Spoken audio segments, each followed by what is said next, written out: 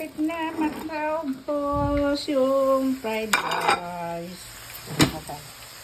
So guys, ayan, luto na yung fried chicken natin at saka tomato fries. Ayan, lagyan na natin ng asin. At ito yun sa darling ko, ito naman yun sa akin. Ayan, para walang laman.